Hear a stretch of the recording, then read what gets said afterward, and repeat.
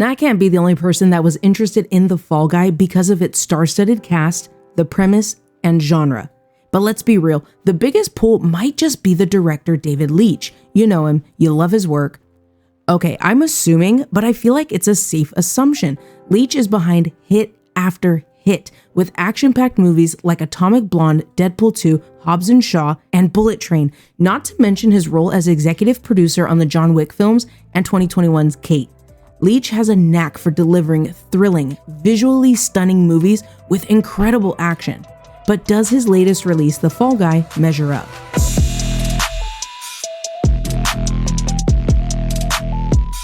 Hey movie lovers, welcome back. It's your movie buddy here, ready to talk about one of the movies on the shortening list of movies that I need to catch up on. Whether you're a longtime subscriber, follower, or a new face, I'm thrilled to have you here. If you're looking for detailed plot breakdowns, you're not going to find them here. But stick around for my spoiler-free thoughts and honest opinions, usually on the latest releases, but right now I'm just trying to get back on track. If you're watching on YouTube, you can also find timestamps in the video's description to jump straight to the sections that you're most interested in. New videos drop every Friday, so hit that subscribe button on YouTube and follow on Spotify to stay updated. Got a movie in mind that you want me to talk about? Drop a comment on YouTube, send me a DM on Instagram, or let me know on the podcast. And yes, my Instagram will be updated eventually. So grab your popcorn, hit that subscribe button, hit that follow button, and let's jump into today's episode on The Fall Guy. After leaving the business 1 year earlier, battle-scarred stuntman Cole Seavers springs back into action when the star of a big studio movie suddenly disappears. As the mystery surrounding the missing actor deepens, Colt soon finds himself ensnared in a sinister plot that pushes him to the edge of a fall more dangerous than any stunt. As always, we're going to kick this episode off with taking a look at the theme of the film, or at least my take on it. The Fall Guy tackles several ideas, but I want to talk about fragile masculinity. This is a complex idea that could have gotten heavy, but the movie approaches it with a comedic touch. The light tone doesn't dilute this message, but rather it enhances it and makes it entertaining.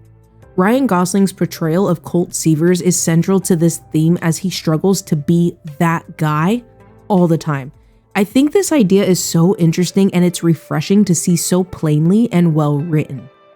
Now, while the character development is predictable, Colt's journey from a closed-off tough guy to an emotionally mature, just as tough, or maybe even tougher guy is so entertaining to see play out. We get to see him get in his own way, face obstacles, and constantly question himself. It's this conflict that really keeps us hooked. Now, as much as I love to see Colt's journey, I love to see the other side of that relationship in Emily Blunt's Jody Moreno, who offers an interesting and necessary counterpoint to Colt. They're both dealing with the same issue very differently, creating a complex dynamic that shines through well-written moments and dialogue that I really enjoyed. Moving on from the story's core to its visual execution, let's discuss how the cinematography enhances the overall experience of The Fall Guy. We've talked about visual variety before, and this movie is no exception. I love how it shifts from super saturated moments to the chaotic movie set to the more dry and crisp, really orange, desert dusty scenes of Metal Storm, creating dynamic visuals throughout. Honestly, I think it's easy to feel like initially the movie looks similar to other movies, but it's the unique touches, the overhead camera angles, the split screens, the wide shots, and the way two distinct scenes are interwoven set The Fall Guy apart, making it a visual treat. With the look of the movie covered, let's talk about the performances that bring these characters to life and contribute to the impact of the film. Of course, the entire cast does a fantastic job, but I have to talk about how invested I was with Ryan Gosling and Emily Blunt, Colt and Jody respectively. Their on-screen chemistry is not only palpable, but incredibly enjoyable to watch. The pair crafted a believable and engaging couple, topped off with witty banter and natural chemistry that electrifies their dynamic and elevates the entire movie. Ryan Gosling brings fantastic energy and charisma to his role in The Fall Guy. His portrayal seamlessly navigates between the tough guy that doesn't hurt persona and the more emotionally vulnerable, also tough guy aspect of his character, highlighting that character development and the film's exploration of fragile masculinity with depth and authenticity. Emily Blunt, as always, delivers an outstanding performance that absolutely captivates. Her portrayal of Jodie is multifaceted, from a heartbroken and healing woman to a woman who's given the chance to love again, a strong and independent character. I think it could have been extremely easy to sideline her character as just a love interest, but Jodie is so much more than that. She's a character with agency and complexity. Aaron Taylor Johnson is seen stealing as a movie star that is so full of himself, bringing a memorable blend of arrogance and charm to his role. Hannah Waddingham is refreshingly and unapologetically in your face with how self-assertive she is. Winston Duke is beyond entertaining. I love that he's quoting films throughout. That is definitely something that resonated with me. And I love his dynamic with Ryan Gosling, and that really just adds another enjoyable and charming layer to the film. Now, we've talked about the acting. Let's quickly talk about the writing. I really enjoyed the writing in this film. There's so much self-aware meta humor that is done well, both in the world of the film as well as the real world. From comments about awards for stunts, the function of a split screen, to story structure. Additionally, the movie is actually funny. The writing keeps the story engaging and the characters grounded and relatable. Moving on from the writing, let's talk about the stunts that elevate the action in The Fall Guy. I've seen it said online and in interviews with the director, this movie is a love letter to the stunt community and the unseen heroes behind the scenes. When I heard that, I was like, yes, good, like this is incredible. The stunt community absolutely deserves it and so much more. Then seeing the movie, you can really feel that sentiment in every fiber, in every frame from start to finish. The Fall Guy is an homage to filmmaking and the incredibly hard work, the magic that brings these stories to life. Leitch is actually a former stuntman and coordinator, and he definitely brings an undeniable quality and authenticity to every stunt that enhances their impact. And you guys know I'm a fan of practical effects, and the practical stunts are equally, maybe even more, impressive. Everything is incredible because it's all captured in frame, from the rolling cars, explosions, intense hand-to-hand combat, the jaw-dropping helicopter fall, or the action sequence in the back of a speeding dump truck. Every moment feels grounded, impactful to the story and the characters, and it's thrilling throughout. This commitment to practicality not only enhances the realism, but it also pays tribute to the hard work and artistry of stunt performers. The Fall Guy isn't just about action, it's a testament to the passion, enthusiasm, commitment, and skill of everyone involved, from the director and crew to the talented stunt performers who bring these daring feats to life. And if you're interested in stunts, filmmaking, or just love to see behind the scenes work, be sure to stay for the credit montage. This really adds to the appreciation for the hard work and dedication that went into every single stunt. Not only that, but it further emphasizes the intensity of the stunts. Seeing someone roll a car 8.5 times in a film is awesome, but seeing the behind the scenes footage of that stunt taken out of the context of the movie, it just really highlights how incredibly dangerous these stunts are and how underappreciated these professionals are. The montage lasts about 3.5 minutes and features 2 songs, Unknown Stuntman and Unsung Heroes. The latter is written by Dominic Lewis and David Leitch. These tracks perfectly reinforce the film's tribute to the unsung heroes of cinema, the stunt men and women who risk it all to bring these exhilarating moments to life. Alright, let's wrap up with my final thoughts on the movie. After discussing some key elements, the real question remains, is it worth your time? Absolutely. And now I know I spent a while talking about the stunts, but even if the stunts aren't your thing, The Fall Guy is still a great movie. It's got fantastic acting, incredibly magnetic chemistry, great energy, a stellar soundtrack, and exciting action sequences. If you're interested in the cast, director, or genre, I would say this movie is definitely worth a watch. And of course, this episode is late, but the good news is, if you're interested, The Fall Guy is currently streaming on YouTube, Apple TV, Amazon Prime Video, Fandango at Home, and Google Play Movies. Of course, every movie has its pros and cons, and of course, people's preferences. So let's talk about some criticisms of the movie, and I'll share my thoughts. One comment said that the movie starts off a bit slow, but once it picks up, it's totally worth it. I will say that the beginning, it absolutely lays the foundation of Jodie and Colt's relationship, setting the stage for their story and the abrupt changes that follow. There is so much here that is so important to the narrative, but I can absolutely see how it seems slow compared to how action-packed the rest of the film is. If you can stick with it, which I don't think is really hard, thanks to the strong performances of the entire cast and the chemistry between Emily Blunt and Ryan Gosling, then it's absolutely worth staying locked in.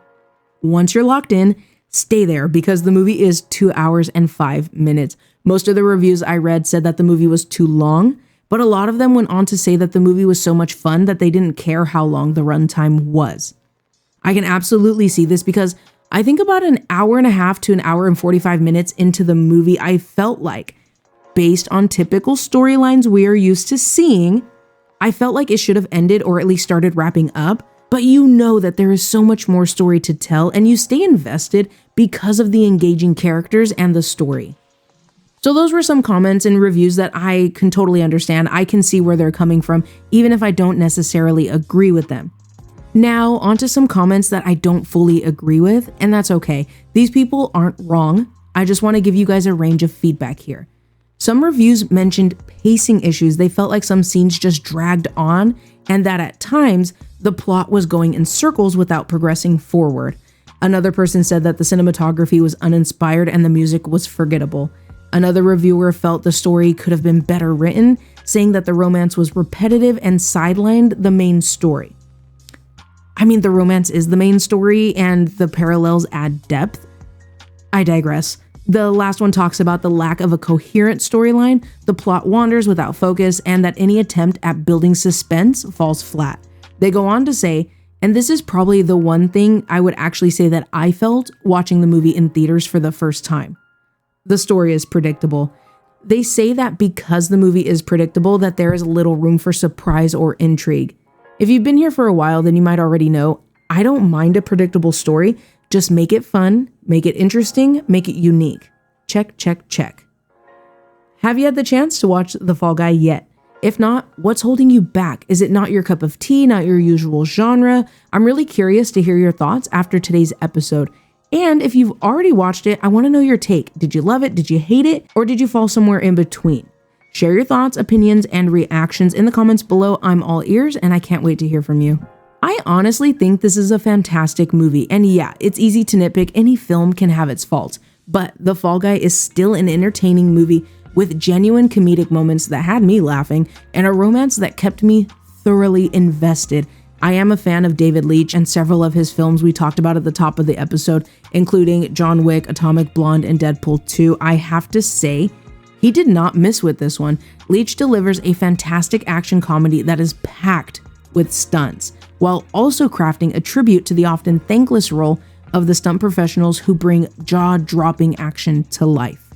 Also, I think if you go into this movie that knowing the heart of it is romance and character development, then you probably won't have that same issue of thinking that the romance drags the movie down. Also, whoever said the music in this movie is forgettable is a liar. The score is fantastic, and there is also so much good music in this movie. AC/DC, The Darkness, Motley Crue, Phil Collins, and so many more. But Youngblood's rendition of I Was Made for Lovin' You by Kiss is incredible. Not just the composition of the song and the singing, but the way it fits into the scene and heightens the impact of the moment. And the inclusion of the original spectacularly highlights the very different emotions each version evokes from the audience. Now, before I wrap up, I want to talk about what movies I'll be sharing my thoughts on next. I'm still chipping at the movie block I got stuck behind. We've got The Strangers Chapter 1 up next, then Furiosa, then Kingdom of the Planet of the Apes. If you've been keeping up with me, then I'm just going to keep reminding you guys that I put in all the work for Kingdom of the Planet of the Apes. I watched all 9 movies, so I am really looking forward to that episode. We also went to see the new Bad Boys movie as well, and once I'm all caught up, I've got a list of podcast exclusive episodes that I'm going to start working on. As for upcoming theater releases, the only movie I have tickets for is Deadpool and Wolverine, and I am beyond excited for that movie. If there's a movie you're excited about and want me to check out, let me know in the comments below or send me a message on Instagram at a.rocket.review. Your suggestions are always welcome, and I love hearing from you guys. But for now, a huge thank you to everyone who stuck around with me till the end of the video. Last time, I shared my thoughts on Godzilla x Kong: The New Empire, If you haven't checked that episode out yet, it's just a click away. If you're watching today's episode on YouTube, you can find a link to that video in the top right corner. And for my podcast listeners, that episode is available for you as well. Your feedback is always appreciated, so please share your thoughts on YouTube in the comments below, and if you're listening on the Spotify app, swipe up and let me know what you're thinking. Did you agree with my take? Do you have a different opinion? Do you think The Fall Guy measured up to the director's other films? I really like this movie, and it's so rewatchable, but I just have my personal favorites. You guys know how I feel about John Wick. Deadpool 2 is one of my go-to movies when I don't know what to watch. I really enjoy rewatching that one, and I love Atomic Blonde. Which of his movies are your favorites? Let's get the conversation going. If you're enjoying the content, don't forget to hit the like button, subscribe to the channel, and ring that notification bell so you never miss an update. For those who prefer on-the-go listening, follow me on Spotify where you can catch every episode and our podcast exclusive episodes. And hey, if you're on Instagram, follow me at a.rocket.review for sneak peeks and behind-the-scenes content. And really, that's just me going to the movie theater and watching movies at home. Feel free to hop into my DMs with movie suggestions or just to chat about films. Your support honestly means so much to me, and your engagement really helps the community grow. Whether it's on YouTube, the podcast, or on Instagram, your presence is greatly appreciated. So until next time, spread positivity, be safe, take care of yourself, and happy movie watching. I'll talk to you guys soon. Bye.